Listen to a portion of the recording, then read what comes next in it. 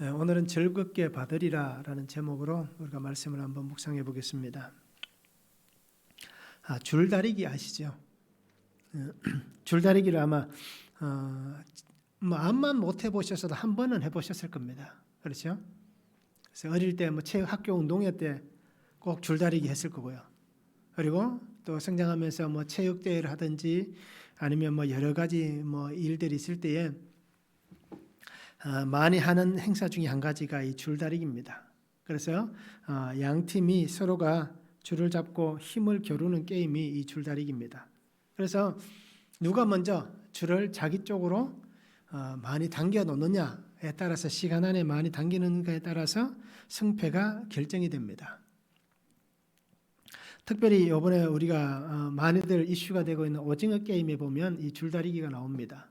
그래서 아마 사람들이 다 잊고 지냈던 그 줄다리기에 대해서 다시 한번 많은 분들이 생각하게 됐던 게임 중에 한 가지가 바로 이 줄다리기입니다. 여러 가지 게임들이 오징어 게임에 나와 있지만 그중에 특별히 줄다리기라는 게 있습니다. 그래서 어떻게 보면 승패가 갈리는 것은 아주 간단할 수 있습니다. 그래서 힘이 더 강한 쪽이 당연히 이깁니다. 그렇잖아요? 똑같은 인원수에 똑같은 힘이 아니라 한쪽이 힘이 우월하다면 그 우월한 쪽으로 당연히 기울게 되어져 있습니다. 그래서 이 승패는 어떻게 보면 참 쉽게 날 수도 있습니다. 그런데 운동회라든지 체육대회를 할 때 보면 어떻습니까? 우리가 상대방보다 힘이 약한 사람들을 뽑아서 줄다리기를 하는 쪽은 아무도 없습니다. 어떻게든 그 시합에서 이기기 위해서 자신들 팀에서 가장 힘이 센 사람들을 다 뽑아서 나갑니다. 그러면 결국 어떻습니까? 상대방과 이래 맞붙으면 굉장히 막상막하의 전력을 가질 수 있습니다. 제가 군대에 있을 때 보니까요, 저희 부대가 아니라 저희 바로 위에 있는 부대가 같은 대대에 속하였던 부대입니다. 그런데 그 팀은 줄다리기 연습을 어떻게 하냐면 나무에다가 줄을 묶어놓고 그렇게 줄다리기 시합하는 선수들을 뽑아서 그 나무를 뽑는 그런 줄다리기 연습을 늘 하더라고요. 실제로 그 나무가 뽑히지는 않겠지만 어떻습니까? 그렇게 힘껏 자신들의 힘을 최대한 극대화시키는 그런 훈련하는 것을 보았습니다. 이렇듯 어떻게 보면 양쪽에서 정말 힘이 비슷할 경우에는 어떻습니까? 단결이 더 잘 되는 쪽이 줄다리기에서 승리할 수 있습니다. 그래서 힘을 어떻게 잘 쓰느냐에 따라서 승패가 갈릴 수도 있는 것입니다. 그래서 우리가 알듯이 이 줄다리기는 어떻게 보면 단순한 게임이지만 굉장히 단결과 연합, 일치를 강조하는 게임입니다. 그래서 마음이 함께 맞고 함께 힘을 모으고 함께 그것을 사용할 수 있는 그런 일치된 방법을 사용하면 굉장히 좋은 결과를 만들어낼 수가 있습니다. 이렇듯 우리가 공동체로 함께 살아갑니다. 그러면 서로가 함께하는 이 공동체 안에서 어떻게 하면 연합할 수 있고 일치할 수 있고 단결할 수 있겠습니까? 그 방법은 어떻게 보면 매우 간단한 방법일 수 있습니다. 함께 일치를 이루고 연합하고 단결할 수 있는 길은 어떻게 보면 섬기는 것, 내가 돌보는 것, 이것보다 더 중요한 것은 없을 것입니다. 모든 사람들이 제각기 자기의 힘을 의지하고 자기 방법대로 자기 뜻대로 하려고 하면 승리할 수가 없잖아요. 그런데 함께하는 공동체 안에서 서로가 섬긴다면, 내가 더 낮아져서 섬긴다면, 내가 돌본다면 아마 이 공동체는 서로가 연합할 수 있는 공동체이고 함께 뜻을 모아서 단결할 수 있는 공동체이고 함께 한 방향으로 일치된 그 계획들을 함께 성취해 나갈 수 있는 그러한 공동체가 될 것입니다. 그래서 오늘 제가 드리고 싶은 말씀은 우리 성도님들이 이 줄다리기를 함께하는 공동체다라고 생각하시기 바랍니다. 그래서 누군가는 약할 수도 있습니다. 그죠? 누군가는 젊을 수도 있고 누군가는 연세가 높을 수도 있고 누군가는 건강할 수도 있고 누군가는 나약할 수도 있습니다. 또는 누군가는 힘이 셀 수도 있고 누군가는 힘이 없을 수도 있습니다. 그런데 서로가 섬기고 돌봄을 통하여서 그 부족한 부분을 채워주고 함께 한다면 아마 우리는 한 공동체로서 아름다운 이 땅에서의 승리를 이루어 갈 것입니다. 그래서 오늘 금정중앙교회가 하나님의 은혜 안에서 하나님이 세우신 방주로서의 그 귀한 사명을 아마 잘 감당해낼 수 있을 것입니다. 그래서 오늘 우리에게 하나님은 사랑으로 하나 되도록 묶어주셨습니다. 하나님께서 우리가 사랑으로 하나 묶어주셨는데 그 사랑을 끊어버린다면, 그죠? 그것은 결국 일치할 수 없는 겁니다. 그리스도의 사랑으로 하나 된 우리가 함께 살아가는데 우리 안에 있는 각자의 욕심과 각자의 이기적인 생각과 각자의 어떤 자신만의 그러한 일들을 가지고 이 공동체를 흩트린다면 굉장히 우리에게는 이 사랑에 어떻게 보면 큰 풍파가 생겨나는 아픔과 어려움이 생겨나는 일들이 생겨날 것입니다. 그리고 우리 성도님들이 함께 주의 일들을 이루어가는 생명의 공동체이고 또 영적인 공동체이고 어떻게 보면 육적인 가족보다 더 영적인 가족이 더 친밀하잖아요. 그래서 그 친밀함 가운데 우리가 살아갔으면 좋겠습니다. 그러기에 우리 성도님들이 함께 서로가 서로의 손을 잡아주고 서로가 서로에게 위로가 되고 서로가 서로에게 힘이 되는 그런 은혜 삶을 함께 우리가 살아갔으면 참 좋겠습니다. 오늘은 즐겁게 받으리라라는 제목입니다. 오늘 말씀해 보면 하나님께서 에스겔에게 우리가 1절에서 12절은 주일에 나눴던 말씀입니다. 그리고 그 다음에 하나님께서는 성전의 모습을 보여주신 다음에 어떻게 합니까? 가장 먼저 번제단의 크기와 모양에 대해서 말씀합니다.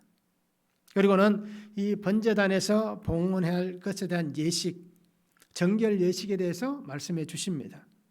그러면서 사독계열의 제사장이 이 정결 예식을 집도하게 하고 그리고 하나님은 그 예물을 드려서 번제단을 정결하게 하십니다. 그리고는 7일 동안 이 정결 예식을 마친 이후에 하나님은 번제와 감사제를 드리면 너희를 내가 즐겁게 받겠다라고 그렇게 말씀해 주시고 있습니다. 그래서 오늘 첫 번째 보면 번제단의 크기와 모양입니다. 13절에서 17절에 말씀합니다. 제단의 크기는 이러하니라. 한 자는 팔꿈치에서부터 손가락에 이르고 한 손바닥 넓이가 더한 것이라. 제단 밑반침의 높이는 한 척이요 그 사방 가장자리의 너비는 한 척이며 그 가로 둘린 턱의 너비는 한 뼘이니 이는 제단 밑받침이요 이 땅에 닿은 밑받침 면에서 아래층의 높이는 두 척이요 그 가장자리의 너비는 한 척이며 이 아래층 면에서 이 층의 높이는 네 척이요 그 가장자리의 너비는 한 척이며 그 번제단 위층의 높이는 네 척이며 그 번제하는 바닥에서 소순뿌리 내시며 그 번제하는 바닥의 길이는 12척이요 너비도 12척이니 네모 반듯하고 그 아래층의 길이는 14척이요 너비는 14척이니 네모 반듯하고 그 밑받침에 뚫린 턱의 너비는 반척이며 그 가장자리의 너비는 한 척이니라. 그 층계는 동쪽을 향하게 할지니라 라고 말씀합니다. 하나님께서는 성전을 에스겔에게 보여주시고 난 다음에 가장 먼저 보여주신 것이 이 번제단입니다. 그래서 이 번제단을 이렇게 만들어야 된다. 그 모양과 크기에 대해서 분명히 말씀합니다. 번제단은 우리가 잘 알듯이 번제는 하나님 앞에 제물을 태워드리는 제사잖아요. 그래서 번제단은 하나님 앞에서 이 제물을 태워드릴 때 쓰는 도구입니다. 그래서 백성이 드리는 모든 제물을 태웁니다. 그리고 하나님께서는 그 향기를 받으시는 겁니다. 그래서 오늘 이 제단을 만들고 하나님 앞에서 이 번제단을 정결하게 하는 그 은혜를 말씀합니다. 즉 성도가 예배하는 삶을 어떻게 살아야 되는가? 예배의 삶에 대해서 우리에게 말씀하고 있는 것입니다. 우리가 알듯이 한 규빗 한 잔은 45cm가 됩니다. 약 45cm입니다. 그러면 오늘 성경에 나와 있듯이 팔꿈치에서 어디까지입니까? 손가락에 이어집니다. 손가락까지입니다. 그래서 조금의 사람의 차이마다 길이는 차이가 나겠지만 평균적으로 약 45cm라고 얘기합니다. 그런데 오늘 성전에서 사용되어진 이 규빗은 조금 다르다라고 얘기합니다. 그것이 손바닥 넓이만큼 더해졌다라고 얘기합니다. 그래서 한 52cm 정도 된다라고 이렇게 얘기할 수 있습니다. 그런데 오늘 성경에 보니까 이 번제단은 단층이 아닙니다. 3층으로 되어져 있습니다. 그래서 이 번제단의 넓이가 한 7m 됩니다. 사각으로 되었는데 한 7m 정도 됩니다. 그리고 전체 3층의 높이가 한 5.6m, 한 6m 가까이 됩니다. 사람이 서서 어떻습니까? 그 위에까지 올라갈 수 없는 높이입니다. 그래서 오늘 성경에 보니까 어떻습니까? 3층으로 되어 있기 때문에 청계를 만들어서 그 청계를 어디에 두라고 얘기합니까? 동쪽을 향하게 하라라고 얘기를 하고 있습니다. 하나님께서 이 시내산에서 성전에 대한 말씀을 하실 때에 어떻습니까? 하나님의 성전 안에는 청계를 만들지 말라고 했습니다. 그것이 출애굽기 20장 26절에 보면 너는 청계로 내 제단에 오르지 말라. 내 하체가 그 위에서 드러날까 한다라고 말씀합니다. 그래서 하나님의 성전에 청계가 없습니다.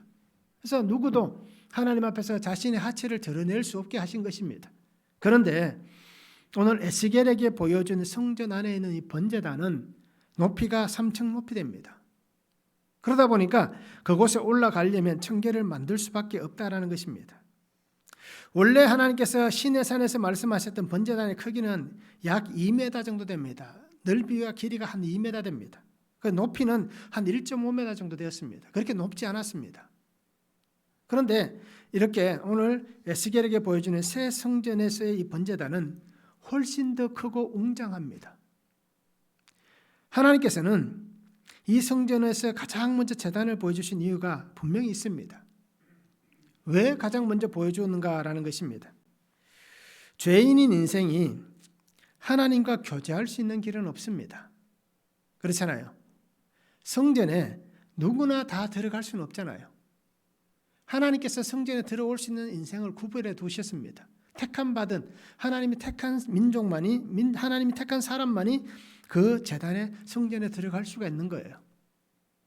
그래서 오늘 번제단을 만드시면서 하나님이 이것을 보이신 이유는 속죄의 은혜 안에서 하나님이 만들어 두신 이 번제단을 통하여서 속죄의 은혜 안에서만 죄인인 인생이 하나님과 교제할 수 있다라는 것을 보여주시는 것입니다.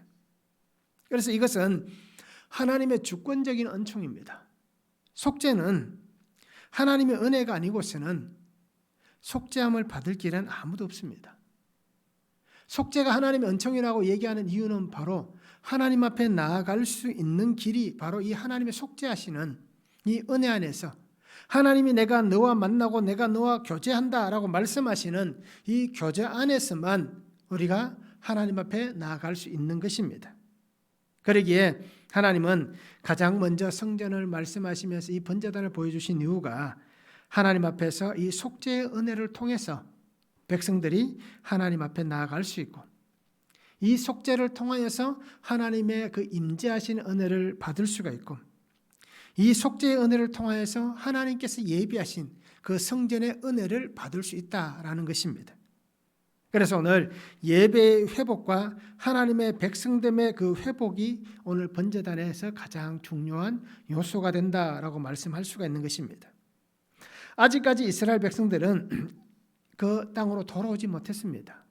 아직 포로의 시간을 보내고 있습니다. 멸망하고 난 다음 이 포로의 시간을 보내건 이 백성들에게 하나님은 지금 에스겔에게 이것을 보여주신 이유가 분명히 있습니다. 약속의 은혜 안에서 하나님께서 다시 돌아오게 하실 때에 그 포로의 시간이 끝나고 하나님께서 은혜의 날을 허락하여 주셔서 그 은혜의 때에 이 땅으로 다시 돌아오는 그때에 하나님 땅에 돌아와서 그들이 가장 먼저 해야 될 가장 시급한 것, 가장 먼저 회복돼야 될 것이 바로 하나님 앞에서 예배라는 것입니다.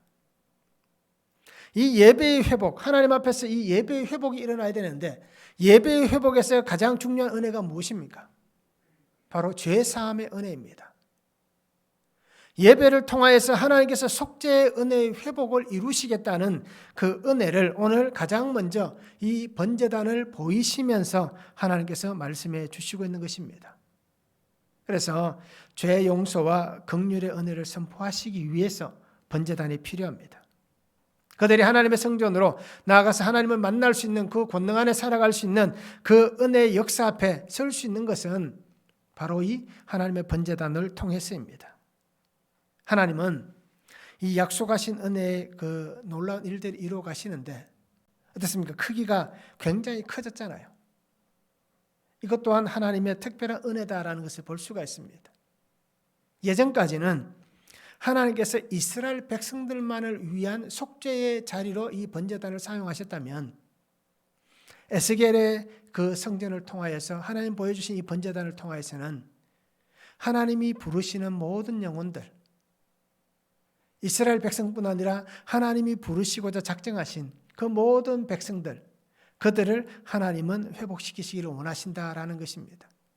즉 하나님의 구속의 범위가 더 넓어져 가고 있다, 더 확장되어져 가고 있다라는 것을 보여주시고 있는 것입니다.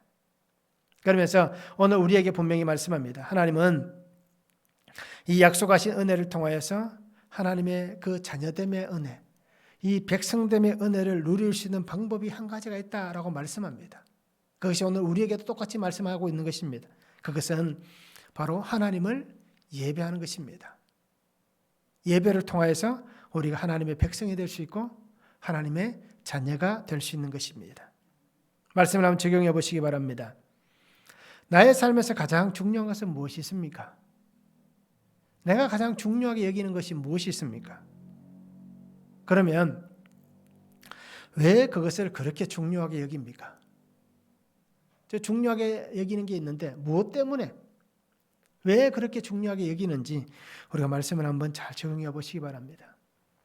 또 한 가지는 나는 예배 제단 앞으로 나오고 있습니다.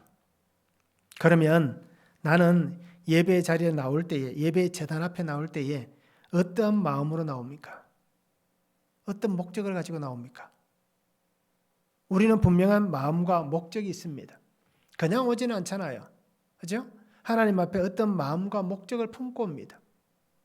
과연 그것이 무엇인지 우리가 말씀을 통해서 바르게 보시기 바랍니다. 그리고 그것이 과연 나를 위한 것인지 하나님을 위한 것인지를 분명하게 분별하시기 바랍니다.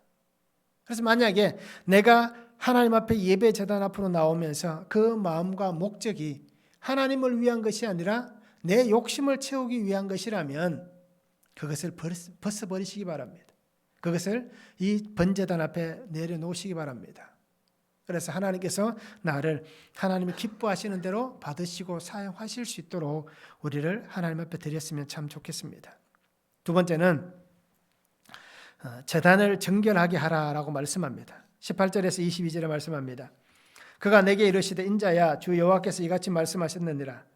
이 제단을 만드는 날에 그 위에 번제를 드리며 피를 뿌리는 규례는 이러하니라.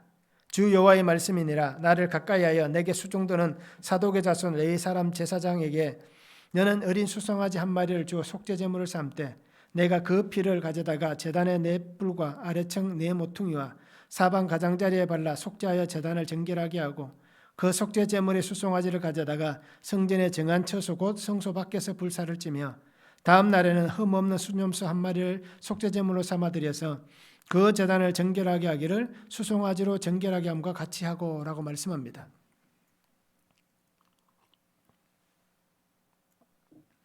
하나님께서는 제단을 만든 다음에 그 다음에 할 일들에 대해서 이렇게 에스겔에게 또 다시 말씀합니다. 그것은 이 번제단을 정결하게 하라, 정결 예식에 대해서 말씀하고 있습니다. 그런데 오늘 성경에 보니까 특별히 하나님은 사독 자손 레위 사람 제사장들에게 이 정결 예식을 하라라고 말씀합니다. 우리가 알듯이 원래 제사장의 가문은 어떤 가문입니까? 아론 계열이잖아요. 그래서 하나님이 택한 대제사장 가문은 아론 계열이었습니다. 그래서 모세 시대, 성막 시대부터 시작해서 어떻습니까? 모든 일들을 지성소에서 섬기는 일이라든지 성전에서 섬기는 모든 일들을 누가 했습니까? 아론 계열의 제사장들이 한 것입니다. 그런데 오늘 성경에 보니까 사독 자손 레위 사람이라고 얘기합니다. 왜 아론 제사장 가문에서 이 사독 자손 계열로 옮겨졌을까요? 이것은 우리가 분명히 한번 생각해 볼 필요가 있는 것입니다. 따지고 보면 어떻게 보면 뿌리는 같습니다. 그렇잖아요? 아론 계열 그 후손입니다. 그러니까 뿌리는 같습니다. 그런데 왜 하나님께서 특별히 사독 계열 자손이라고 얘기할까요? 라는 것입니다. 우리가 분명히 한 가지 잘 보시기 바랍니다. 사독 계열 이 가문의 제사장들은 자신들의 그 신앙의 정결한 개성을 이어왔다라고 얘기합니다. 그것이 우리가 아마 오늘 큐티 본문에 나왔을 겁니다. 그렇잖아요? 그래서 44장 15절에 보면 이렇게 말씀합니다. 이스라엘 족속이 그릇 행하여 나를 떠날 때에 사독의 자손 레위 사람 제사장들은 내 성소의 직분을 지켰은즉 그들은 내게 가까이 나와 수종을 들되 내 앞에 서서 기름과 피를 내게 드릴지니 주 여호와의 말씀이니라 라고 말씀합니다. 모든 사람들이 제사장들도 마찬가지였습니다. 하나님을 떠났다라고 얘기합니다. 이스라엘이 떠났다라고 얘기하잖아요. 모든 사람들이 떠나고 심지어는 우상의 제물을 섬기는 그때에도 이 사독 계열의 제사장들은 이 가문 사람들은 나를 떠나지 않았다. 그들은 겸손히 나를 섬겼다. 하나님 앞에서 자신들의 직분을 온전히 감당했다라고 얘기를 하고 있습니다. 그리고 우리가 실제로 알듯이 이 사독이 등장하게 된 계기가 언제부터입니까? 다윗 시대부터 이 사독이 등장합니다. 특별히 하나님께서 이 사독을 통하여서 놀라운 일들을 이루어 가시잖아요.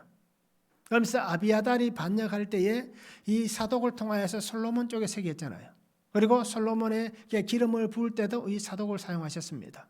그리고 그 이후에 계속 이 사독 계열 자손들이 어떻게 합니까? 이 성전을 섬기고 봉사하게 됩니다. 그래서 하나님께서는 이 사독 자손들을 높여주시는 겁니다. 변하지 않는 마음, 신실한 마음, 정직하고 깨끗한 그 사람들을 하나님 책임져 주시는 겁니다. 모든 사람들이 다 떠나가는 그 자리에 있을 때도 그들은 절대로 하나님을 떠나지 않았습니다. 그래서 그들을 하나님이 사용하신 겁니다. 하나님께서는 이 사독 자손 제사장들을 통해서 오늘 이 번제단을 정결하게 하라고 말씀합니다. 그래서 어린 수송아지로 속죄제물을 삼고 그 피를 가지고 제단의 네 뿔과 아래측 네 모퉁이와 사방 가장자리에 발라 속죄하라라고 말씀합니다. 그리고는 이 속죄제물인 수송아지를 성전의 정한 처소에서 불사르라라고 말씀하고 있습니다. 그리고 그 다음 날에는 흠없는 순염소 한 마리를 동일하게 똑같이 하라라고 얘기를 하고 있습니다. 그래서 하나님은 이 제단을 정결하게 하시는데, 그러면 이 제단을 정결하게 하기 위해서 제단에 피를 뿌렸습니다. 그 피를 뿔에 발랐습니다. 왜 그런 것일까요? 왜 제단의 뿔에 피를 바르고 그 제단에 피를 발랐을까요? 하나님께서는 이 번제단을 어떤 도구로 사용하시기를 원합니까? 속죄 제물을 드리는, 특별히 여러 가지 제사를 하나님 앞에 드릴 때 사용되어지는 번제단이지만 특별히 속죄 제물을 드리는 장소로 사용하시는 것입니다. 그래서 백성들의 죄를 정결하게 하기 위한 제물을 하나님 앞에 드리는 그 자리가, 하나님께서 그 자리를 정결하게 하시지 않는다면 그곳에 드려지는 제물이 정결할 수가 없는 겁니다. 그래서 하나님은 이 번제단을 만드시고 가장 먼저 어떻게 합니까? 이 제단을 가장 먼저 정결하게 하시는 것입니다. 그래서 그 제단이 정결하게 됨을 통하여서 동일하게 그 제단에 나와서 제물을 드리는 모든 제물들이 하나님 앞에서 속죄 제물이 되어 정결하게 되는 것입니다. 그래서 동일한 정결의 은혜를 주시기 위해서 하나님은 먼저 이 일을 행하시고 있는 것입니다. 하나님 앞에 드려지는 모든 성전의 기구가 정결케 됩니다. 그렇잖아요. 하나님 특별하게 구별하신 것들이기 때문에 하나님의 주권 안에서 정결케 되는 것입니다. 그래서 하나님은 우리에게도 분명히 동일한 말씀을 히브리서 9장 22절에도 주셨습니다. 율법을 따라 그의 모든 물건이 피로써 정결하게 되나니 피 흘림이 없은즉 사함이 없다라고 말씀하잖아요. 그래서 그 피가 있어야만 이 정결케 되는 은혜가 있는 것입니다. 그래서 나아가면 이 번제단의 피를 바른 것, 이것이 예수 그리스도의 구속의 피까지 연결이 됩니다. 그리고 오늘 우리는 피 흘림이 없은즉 사함이 없다라고 하시는 이 말씀을 잘 기억하시기 바랍니다. 그래서 하나님은 백성의 죄를 정결하게 하기 위해서 이 번제단을 만드셨고 그 번제단을 가장 먼저 하나님께서 그 순념소, 수송아지, 흠없는 것들을 잡음을 통해서 그 피를 가지고 모든 것을 정결하게 해주셨습니다. 그래서 피가 흘러가지 않으면 죄를 씻어낼 수가 없다는 것입니다. 그래서 오늘 속죄의 은혜가 있기 위해서는 분명히 피가 뿌려져야 하는 것입니다. 그래서 이 번제단에 피를 뿌리고 이 피를 바른 것은 이 속죄가 바로 권세와 힘이 있다라는 것을 상징하는 것입니다. 하나님께서 이 피를 통하여서 하나님의 속죄의 권세가 있다. 하나님께서 이 피를 통해서 하나님의 그 약속의 힘이 있다라는 것을 분명히 말씀해 주시는 것입니다. 그러기에 오늘 우리는 이 번제단, 정결하게 하시는 이 번제단을 통하여서 우리 모두가 하나님 앞에서 정결하게 되기를 원합니다. 예수 그리스도의 피가 이 번제단에 뿌려진 것입니다. 그 뿔에 발라진 것입니다. 우리가 하나님 앞에 나아갈 수 있는 거기는 십자가를 통해서 아버지 앞에 나아갈 수가 있잖아요. 그 십자가가 바로 이 번제단이 되는 것입니다. 그 십자가에 뿌려진 그 피, 예수 그리스도의 피가 그 십자가에 발라짐을 통하여서 우리가 그 십자가를 통하여서 하나님의 은혜 가운데 들어갈 수가 있는 것입니다. 그렇다고 해서 우리가 이 번제단, 이 십자가가 우상이 되면 안 되는 것입니다. 오늘날 우리 성도들이 혹시 잘못되고 있는 것 중에 가장 큰 것 중에 한 가지가 십자가 우상을 우리가 참 많이 따라가고 있다는 것입니다. 십자가는 하나님이 사용하시는 이 번제단과 같은 하나의 하나님이 사용하시는 도구에 불과한 것입니다. 그리고 우리 성도님들이 이것을 잘 기억했으면 좋겠습니다. 예수 그리스도의 피를 통하여서 우리가 정결하게 되는 것입니다. 그러기 오늘 우리는 이 말씀을 붙잡고 하나님 앞에서 우리의 신앙을 바르게 할 수 있기를 원하고, 그리고 우리가 하나님 앞에서 정결케 되어지는 그 은혜의 삶을 우리가 함께 살았으면 참 좋겠습니다.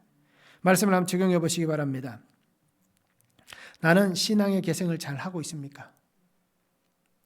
사독 자손들 같이 정말 우리가 하나님 주신 그 직분을 따라서 신앙의 계승을 잘 하고 있는지 한번 적용해 보면 좋을 것 같습니다. 그죠? 내가 당대 신앙인이면 우리 후손들에게 자녀들에게 내가 신앙의 계승을 잘 해주고 있는지, 아니면 내가 3대 4대면 그저 내가 1대 2대 어르신들의 그 신앙을 정말 잘 계승하고 있는지 그렇게 한번 적용해 보면 좋을 것 같습니다. 그래서 참 어려운 게 신앙 교육입니다. 그렇잖아요? 특히 자녀들에게 자기의 신앙을 계승해 나간다는 것 참 어렵습니다. 그러나 그럼에도 불구하고 오늘 우리가 하나님의 말씀을 바로 보시기 바랍니다. 사독계열의 자손들은 어떻게 했습니까? 그 어려운 가운데서도, 그 위기 가운데서도, 모든 사람들이 다 떠나가는 그 상황에서도 끝까지 하나님을 붙잡았듯이 우리가 이 신앙의 계승을 잘 하고 있는지 말씀을 한번 적용해 보시기 바랍니다. 예수 그리스도의 피 흘리심으로 구속의 은혜를 받았습니다. 그러면 내가 구속의 은혜를 받았다라고 우리가 늘 말을 하는데 나는 어떤 죄가 사함을 받았습니까? 내가 어떤 죄를 지었기에, 내가 어떤 죄를 가지고 있었기에 하나님께서 나의 죄를 사하셨는가? 그것을 우리가 한번 적용해 보시기 바랍니다. 결국 이 얘기는 뭡니까? 말씀을 통하여서 예수 그리스도의 그 십자가 보혈의 은혜가 내 귀에 들려야만, 그 보혈의 은혜가 내 마음에 들려야만 우리가 내 죄를 볼 수가 있는 것입니다. 그전에는 형식적일 수밖에 없습니다. 그냥 형식적으로 이런 잘못, 이런 죄가 있지라고만 여길 뿐입니다. 그러나 이 하나님의 은혜가 바르게 들려지면 그때서야 정말 내가 이런 죄인이었습니다 라는 진실된 고백이 나올 수 있는 것입니다. 그리고 우리가 이 말씀을 한번 잘 적용해 보시기 바랍니다. 세 번째는 너희를 즐겁게 받으리라 라고 말씀합니다. 23절에서 27절에 말씀합니다. 정결하게 하기를 마친 후에는 흠없는 수송아지 한 마리와 때 가운데에서 흠없는 수장 한 마리를 들이되 나 여호와 앞에 받들어다가 제사장은 그 위에 소금을 쳐서 나 여호와께 번제로 드릴 것이며 7일 동안은 매일 염소 한 마리를 갖추어 속죄제물을 삼고 또 어린 수송아지 한 마리와 떼 가운데에서 순양 한 마리를 흠없는 것으로 갖출 것이며 이같이 7일 동안 제단을 위하여 속죄제를 드려 정결하게 하며 드릴 것이요 이 모든 날이 찬 후 제8일과 그 다음에는 제사장이 제단 위에서 너희 번제와 감사제를 드릴 것이라. 그리하면 내가 너희를 즐겁게 받으리라. 주 여호와의 말씀이니라 라고 기록하고 있습니다. 하나님은 이 번제단의 정결 예식을 마친 다음에는 이제 어떻게 하라라고 말씀합니다. 그러면서 하나님께서는 7일 동안 그 정결 예식을 계속해서 드려야 된다. 시작하고 나서 7일 동안 계속해야 된다. 흠없는 수송아지, 흠없는 순양, 소금을 쳐서 번제를 드려야 된다라고 말씀합니다. 모든 하나님 앞에 드려지는 제물에 소금을 쳤습니다. 그런데 우리가 알듯이 번제는 소금을 치지 않았습니다. 레위기에 보면 이 제사에 대해서 잘 설명해 주고 있습니다. 특별히 레위기 2장 13절에 보면 내 모든 소제물에 소금을 치라. 내 하나님의 언약의 소금을 내 소제에 빼지 못할지니 내 모든 예물에 소금을 드릴지니라 라고 말씀하고 있지만 소제의 예물부터 이렇게 기록됩니다. 그런데 1장에 나와 있는 레위기 1장에 보면 번제는 이렇게 드리라 라고 말씀합니다. 근데 그 번제는 어떻습니까? 소금을 치지 않았습니다. 그런데 오늘 성경에 보니까 하나님께서는 이 번제로 드려지는 이때 소금을 치라라고 말씀을 하고 있습니다. 왜 소금을 쳐야 되는지에 대해서 우리가 한번 생각해 보시기 바랍니다. 소금은 어떤 역할이 있습니까? 소금이 하는 역할이 있잖아요. 부패를 방지하는 역할이 있습니다. 그리고 그 소금이 불에 들어가면 튈 때 따닥따닥 소리를 내잖아요. 이거 어떻습니까? 폭발성이 있습니다. 그래서 소금이 이 화약의 원료로도 사용된다고 합니다. 그런데 오늘 특별히 우리가 볼 것은 부패를 방지하는 것에다가 초점을 한번 맞춰보시기 바랍니다. 그래서 부정한 것을 정결하게 할 때 이 소금이 사용됩니다. 섞지 않게 하고. 그렇잖아요? 더 이상 부패하지 않도록 방어를 하는 것입니다. 그래서 우리가 생선에 이 소금 간을 하는 이유가 그 생선의 원형을 그대로 유지하고 부패하지 않고 오랜 시간 동안 보관하기 위해서 소금을 치잖아요. 바로 그와 같은 의미로 사용하는 것입니다. 그래서 소금을 제물에 뿌림을 통해서 부정한 것을 제거한다. 그리고 하나님의 약속의 언약을 붙잡는다라는 의미가 있는 것입니다. 그래서 하나님은 이 약속의 언약을 붙잡기 위해서 내가 7일 동안 이 정결케 하는 이 예물을 드릴 때에 소금을 쳐야 된다라고 그렇게 말씀을 하시고 있는 것입니다. 하나님께서는 7일 동안 제단을 위해서 속죄하기 위해 예물을 드리라라고 말씀합니다. 7일은 어떤 숫자입니까? 그죠? 완전 숫자라고 우리가 얘기를 하잖아요. 이스라엘 백성들에게서 7일은 특별히 우리가 특별한 의미가 있다라고 여기셔도 됩니다. 자, 처음 하나님이 시내산에서 모세에게 성막을 만들라라고 말씀하셨습니다. 그리고 성막을 만들고 어떻게 하셨습니까? 7일 동안 정결 예식을 행하셨습니다. 또 솔로몬이 성전을 건축하잖아요. 솔로몬이 성전을 건축하고 나서 7일 동안 정결 예식을 거행했습니다. 그리고 하나님은 에스겔에게도 똑같이 얘기합니다. 앞으로 세워질 하나님의 성전, 미래의 성전도 하나님께서 7일 동안 정결 예식을 행하라 라고 그렇게 말씀을 하고 있는 것입니다. 7은 우리가 알듯이 완전한 하나님의 약속의 시간입니다. 7은 완전수라고 얘기를 합니다. 이 시간은 하나님께서 허락하신 특별한 시간입니다. 이 시간들, 이 일정들을 통하여서 하나님은 우리에게 특별한 은혜를 보여주시는 것입니다. 그래서 하나님은 죄인들이 하나님과의 만나는 그 은혜의 시간, 그 은혜 안에서 하나님이 이제는 죄가 아니라 하나님의 은혜의 속죄의 자리에서 완전한 만남을 이루어 주시는 것입니다. 즉 예배의 자리가 하나님의 완성됨의 자리가 되게 해주시는 것입니다. 그래서 오늘 우리가 하나님 앞에 나와 예배할 수 있는 것은 우리는 어떻습니까? 부족하고 우리는 추악하고 더럽지만 하나님이 우리를 정결하게 해주심을 통하여서 불완전한 내가 하나님으로 인해서 완전해져 가는 것입니다. 즉 우리는 의로운 존재가 아니지만 하나님으로 인해서 우리가 의롭게 되어져 가는 존재가 될 수 있는 것입니다. 이것이 바로 하나님께서 7일 동안 정결 예식을 행하라 라고 하시는 그 은혜의 말씀입니다. 하나님은 예수 그리스도의 이 은혜 안에 우리를 세우시는 것입니다.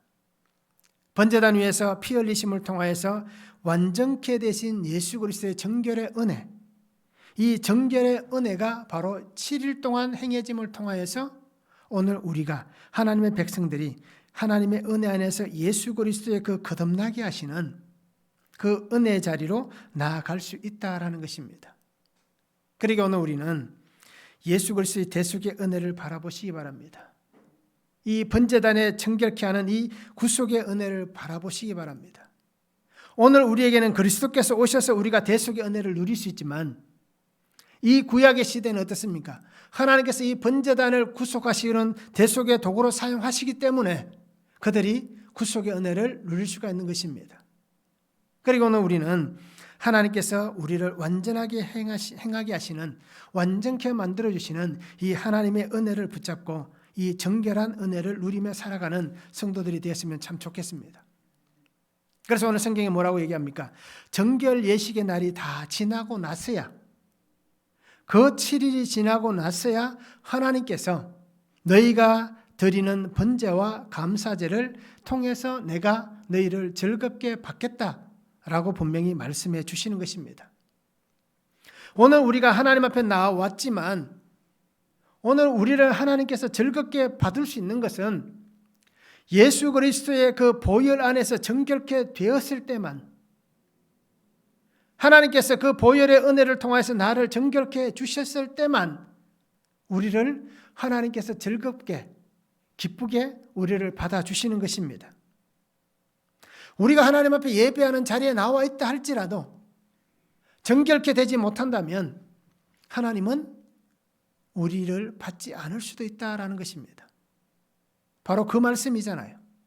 정결 예식이 끝나고 나서 너희가 드리는 번제와 감사제를 내가 즐겁게 기쁘게 받겠다라고 하나님이 말씀하시잖아요. 그렇기 때문에 오늘 우리도 분명히 기억하시기 바랍니다.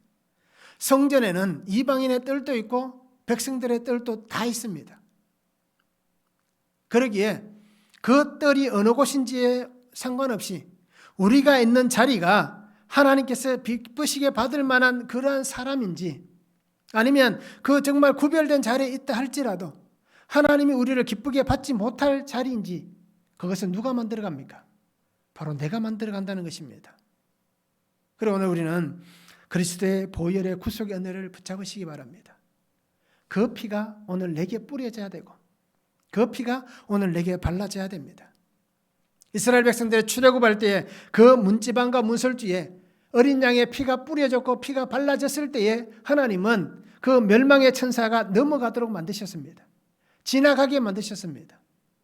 이렇듯 구속의 은혜가 있는 자만이 하나님의 은혜 안에 들어갈 수 있고 하나님의 생명 속에 쌓일 수가 있는 것입니다. 그리고 오늘 우리는 구별되고 거듭나고 거룩한 하나님의 백성으로서 하나님께서 기쁘시게 받으시는 하나님의 자녀된 삶을 살아가시기 바랍니다. 그렇게 하기 위해서는 예배의 은혜와 능력을 회복하시기 바랍니다. 이것이 오늘 우리에게 참 중요합니다. 어느 때보다 오늘 우리에게 중요한 것이 바로 지금의 때입니다. 이 코로나 시대에, 그죠? 예배의 은혜와 예배의 능력이 회복되어야 될 때가 바로 이때입니다. 그리고 우리는 하나님 앞에서 이 번제단, 이 은혜를 통하여서 하나님이 즐겁게 받으시는 그런 복된 성도의 삶을 저와 우리 성도님들이 함께 살았으면 참 좋겠습니다. 적용해 보시기 바랍니다. 하나님의 약속의 은혜 안에서 내게 뿌려야 할 소금의 약속은 무엇입니까? 내게 어떤 소금의 약속을 뿌려야겠습니까? 즉 예수님의 어떤 말씀을 내게 뿌려야겠습니까? 하나님이 기쁘시게 받으시는 삶이 되기 위해서 우리가 말씀으로, 특별히 예수 그리스도의 거룩함을 닮아가야 됩니다. 그렇죠? 말씀을 통해서 예수 그리스도의 거룩함을 닮아가야 됩니다. 그러면 정말 내가 예수님의 거룩함을 닮아가야 한 그 삶에 되어야 한다는 것을 인정하십니까? 정말 예수 그리스도의 거룩함을 닮지 않으면 안 된다. 이 거룩함을 닮아야 한다라는 것을 인정하시는지 우리가 말씀 한번 잘 묵상해 보시고 적용해 보았으면 좋겠습니다. 하나님은 우리의 죄와 허물을 씻어 정결하게 하시기를 원하십니다. 그렇잖아요? 우리를 부르신 하나님께서 하나님의 품에, 하나님의 나라에 들어갈 수 있도록, 하나님께서 약속하신 그 천국에 들어갈 수 있도록 그 죄와 허물을 씻어 정결하게 하시기를 원하십니다. 혼인잔치에 들어간 사람이 예복을 입지 않았을 때 쫓겨났잖아요. 하나님의 나라에 들어갈 수 있는 예복을 우리가 분명히 입어야 됩니다. 하나님의 구속의 은혜 안에서 정결하게 되는 길이 무엇인지를 한번 보시기 바랍니다. 구속의 은혜 안에서 정결하게 되는 길은 오직 예수 그리스도밖에 없습니다. 다른 것은 없습니다. 다른 것으로는 이 땅에 구원을 받을 만한 다른 이름을 주신 적이 없다라고 분명히 말씀하셨습니다. 주님께서 나를 대신해서 피 흘려 주셨습니다. 그러게 내가 정결한 하나님의 자녀가 되었습니다. 그러게 나는 정결한 하나님의 자녀로서 거룩함으로 예배 자리로 담대히 나아갈 수 있기를 바랍니다. 우리의 환경이, 우리의 삶이 우리를 가로막는다 할지라도 예배만큼은 절대로 하나님 앞에서 소홀히 하지 않기를 바랍니다. 그렇죠? 어떤 것보다 예배를 중요하게 생각하시기 바랍니다. 히브리서 13장 12절에도 말씀합니다. 히브리서 13장 12절입니다. 그러므로 예수도 자기 피로서 백성을 거룩하게 하려고 성문 밖에서 고난을 받으셨느니라 라고 말씀합니다. 주님도 우리를 거룩하게 하시기 위해서 성문 밖에서 고난을 받으셨다. 즉 십자가 골고다에서 십자가 피를 흘리셨다라는 얘기입니다. 하나님께서 나를 거룩하게 하셨다는 겁니다. 나를 거룩하게 하기 위해서 피 흘려 주셨습니다. 그러면 내가 어떤 것보다도 하나님께서 은혜로 세워주신 이 예배, 회복을 통하여서 내가 속죄의 은혜 가운데 거하고 그 은혜와 능력을 통하여서 하나님의 자녀로 거룩하게 되어지는 이 예배 자리로 우리가 기쁘게 나아가시기 바랍니다. 나도 피 흘릴 수 있습니다. 나도 찢길 수 있습니다. 나도 고난당할 수 있습니다. 그렇다 할지라도 우리가 주님 앞에서 함께 나아갈 수 있는 하나님의 자녀의 삶을 살았으면 좋겠습니다. 그래서 하나님께서 나를 받으시는 하나님의 기뻐하시는 믿음의 삶을 살아가시기 바랍니다. 그래서 예수님의 길을 따라가시고 나에게 주신 십자가를 우리가 잘 지고 걸어갈 수 있었으면 좋겠습니다. 하나님의 권능의 손을 잡으시기 바랍니다. 그러면 주시는 말씀을 따라 살아갈 수가 있고 하나님의 권능의 손을 잡으면 거룩함으로 하나님께서 우리가 이 세상에서 살아갈 만한 세상 가운데서 하나님께서 허락하신 그 거룩함의 삶으로 세상에서 받으실 만한 세상의 삶을 분명히 살아가게 해 주실 것입니다. 그리고 우리는 아버지의 약속이 날마다 성취되어가는 그러한 믿음의 삶을 복되게 살았으면 참 좋겠습니다. 그래서 오늘 그 백성이 하나님 앞에서 번제와 감사제를 드릴 때에 내가 받겠다라고 말씀하시는 것 같이 하나님께서 우리가 감사와 은혜를 통하여서 하나님께서 우리 삶에 은혜가 넘치게 하시는 그 축복의 삶이 되었으면 참 좋겠습니다. 복음의 삶이 되었으면 좋겠습니다. 그래서 우리는 죄와 허물을 벗어버리시기 바랍니다.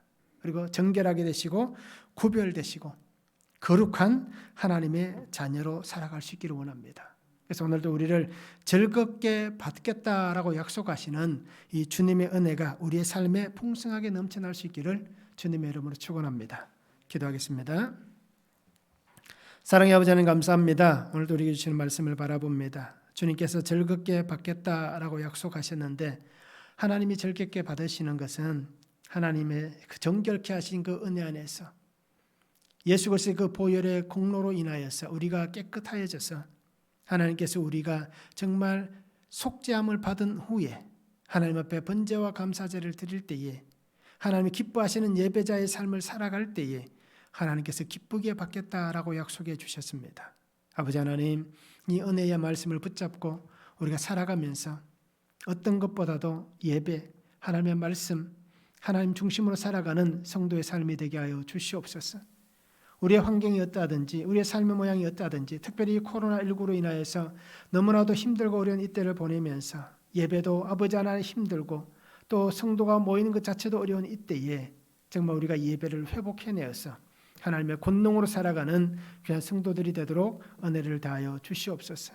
모든 교계가 걱정하고 염려하는 것은 이 코로나가 종식되고 난 다음 이 교계 안에 아버지 일어날 일들을 통해서 모든 사람들이 두려워하고 있습니다.